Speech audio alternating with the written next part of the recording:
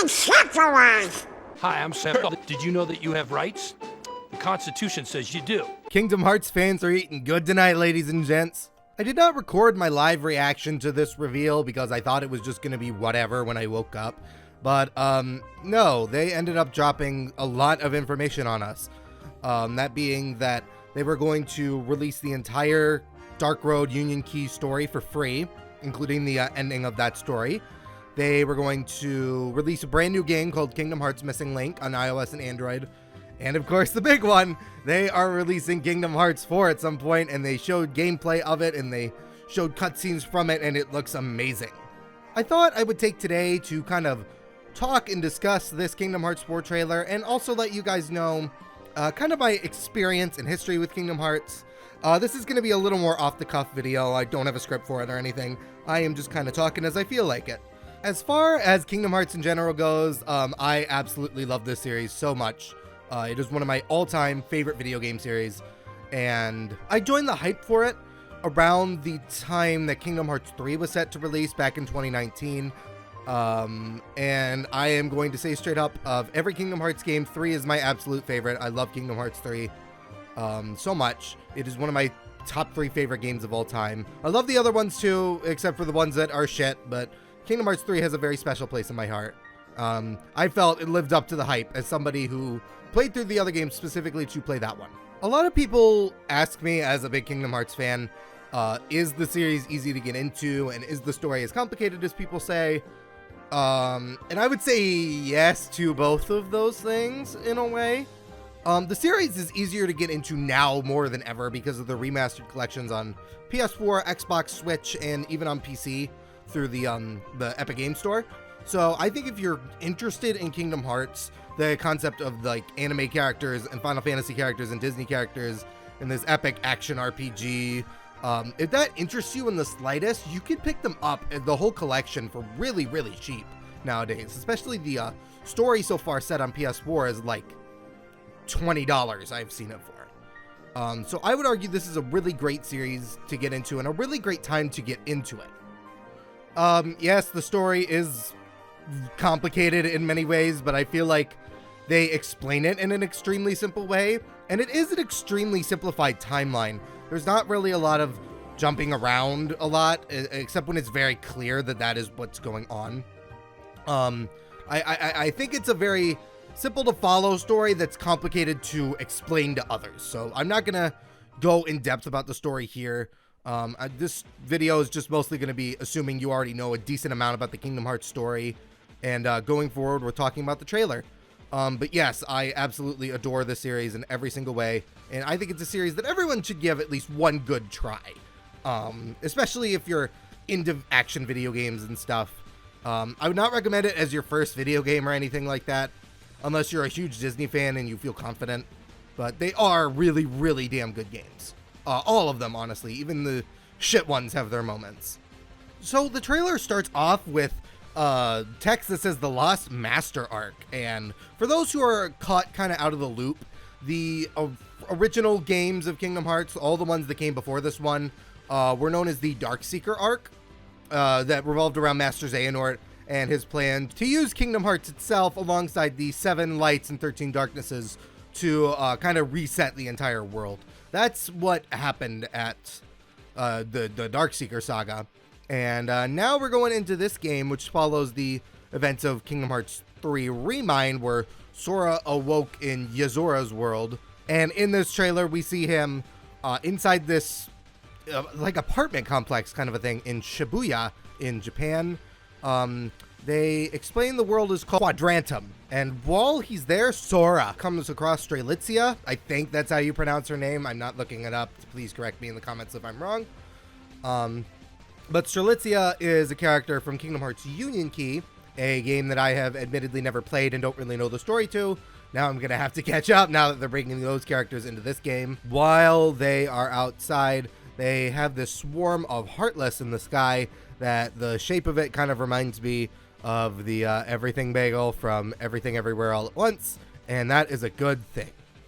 Then they give us some weird bullshit philosophical quote about the heart, and then we go right into this amazing realistic shot that looks like it's like a real forest almost. I could mistake this for real life footage. The graphics are so damn good. And a lot of people have noticed that in the upper right corner of one of the shots, this one right here actually, it looks like the foot of an AT-ST from Star Wars. And I want to talk about that really, not quickly actually. I want to go in depth about this. So a lot of people have been complaining with this trailer that there is not a lot of Disney content in it as much as the other Kingdom Hearts games. This takes a more realistic approach, and Donald and Goofy are in it towards the end of the trailer, but we never ever see like any other Disney worlds that could be in the game or anything like that. And you got to keep in mind, this takes place in a different world than the mainline Kingdom Hearts universe. Quadrantum is a different world than the worlds that the Kingdom Hearts characters inhabit in Light and Darkness. So I think that this would be the perfect opportunity to bring not just Star Wars into Kingdom Hearts, but even Marvel into Kingdom Hearts. This was my original theory for the plot to Kingdom Hearts 4, was because Sora is gone and he just kind of disappeared for no damn reason at the end of Kingdom Hearts 3. My theory between Kingdom Hearts 3 and Kingdom Hearts 3 Remind was that the gang could be looking for Sora, and then Thanos comes into the picture, and maybe Kairi could be trying to find the 6 Infinity Stones to bring Sora back or something like that. When Remind came out and we played it, and I realized that Sora was gone in a fictional world, I realized that plot might not work, but I'm like, a fictional world, that would be perfect for bringing in more realistic characters, especially since it's a more realistic art style anyways. And if that shot in the Kingdom Hearts trailer is actually from Star Wars, it would probably be on the forest moon of Endor. So that means it would take place during episode 6, Return of the Jedi. And it would probably involve Sora having to go with Luke to stop Darth Vader, and maybe there could be scenes where you fight Darth Vader and the Emperor. Jesus, that would be amazing. I want that so goddamn bad. And honestly, who knows what other worlds they could bring into this? It doesn't even necessarily have to be like a all realistic thing. I feel like there are so many other worlds you could bring into this game now that the possibilities are open for like a fictional world. But most of them would probably have to be live action. I would want like a Mary Poppins world in there, maybe a Who Framed Roger Rabbit's world if they could sort out the rights with all the characters. I think a world where you shrink and grow to solve puzzles in the Honey, I Shrunk the Kids movie would actually be really cool, and any excuse to give Rick Moranis work is a good one. A holiday-themed world to replace The Nightmare Before Christmas, where you fight alongside Tim Allen Santa Claus, would be amazing. A minigame-themed world where you explore the Muppet Studio instead of the 100 Acre Woods would unironically be amazing. I would love to see Sora in puppet form, and it would be hilarious all the way through. Actually, you know what? No, I changed my mind. There needs to be a Beatles Get Back world. Imagine there's no heaven. It's easy if you try. Point is, there could be a whole lot of different worlds in this game, and it could change Kingdom Hearts forever with what worlds they choose to include this time around, in terms of what they include in the future. I think it would be amazing if we had a whole slew of worlds that would never be in the game otherwise. As far as the graphics go, just look at it. Look at the game. It looks amazing. It unironically looks incredible. And I've seen a lot of people complain that the game looks a little too realistic. It looks too much like a modern Final Fantasy game, like Final Fantasy 13 or 15. And I can totally understand that. I feel like Kingdom Hearts fans are really used to the very cartoony graphics that mix the Disney animation style with anime, and this looks very realistic in comparison to that. It looks like real life anime kind of a thing. I don't mind it, but I understand why a lot of people do. But I still think it looks graphically just fucking incredible. I was not expecting this at all, but we actually did get some gameplay. Only a little bit, but just a snippet. It looks very similar to Kingdom Hearts 3 gameplay. You can see the flow motion just happen on the screen with the parkour and stuff. Sora's taking on this gigantic looking Heartless, and it looks amazing. You also see the shot lock right there, or some sort of grapple thing. I thought it was the shot lock. I could be wrong. And yeah, this battle just looks absolutely incredible, where he's slinging onto stuff. And I don't know if this uses the Kingdom Hearts 3 engine or a different engine, but it looks great either way. You see Sora's running up the walls here, again, like Kingdom Hearts 3, and you know, I just think that it looks really good. The battle looks really, really fluid and really fun.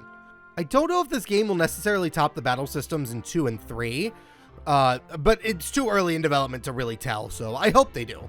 And honestly, it's Kingdom Hearts. I'm sure it'll be great. One of the last things we see in the trailer before it shows the Kingdom Hearts 4 logo is two people in the organization hoodies, or coats, or whatever you would want to call them. And they look great. I don't know who these people are, but I'm very excited to find out who they are. I don't know if they're characters who have been established or if they're not. But either way, I'm excited to see what role the Master of Masters and the Union Key guys, the Keyback cover people, the organization, what they all play in this. And of course, we get the Kingdom Hearts 4 logo right here, which the looks incredible. It's very different to what I was kind of expecting, especially with the text being different, the font style being just different than what it was, but it still looks great. And of course, it wouldn't be Kingdom Hearts without a little bit of Disney content. So we see Donald and Goofy and they're walking along. I guess they're looking for Sora in this really dark place. And I don't know if they're going to be companions in this game like they are with the other three, just because they're not in Quadratum yet. But I would like them to be, for certain. And they are being followed by somebody. Somebody talks to them. I don't know if anybody online has identified this character yet. I'm kind of hoping it's like a Final Fantasy character we haven't met yet, but I don't know that for certain, obviously. So we will see when the game comes out. And speaking of the game coming out, that's kind of the last thing I wanted to talk on, is when the game's coming out, because we didn't get a release date or even a release year. We just kind of got that little snippet of gameplay and confirmation that it's coming. And a lot of people online seem to think it's going to take forever for this game to come out, because it took so long for Kingdom Hearts 3 to come out. It was announced back in 2013 and it came out 6 years later. But as far as Kingdom Hearts development goes, Kingdom Hearts 3 is an exception, not the norm. Most of these games come out in a very reasonable amount of time compared to when they're announced. The reason Kingdom Hearts 3 took so long is because halfway through development, they switched gameplay engines from the Unreal Engine to a custom engine. And because of that, they basically had to remake a lot of the game from scratch. So it took them a long time to get there.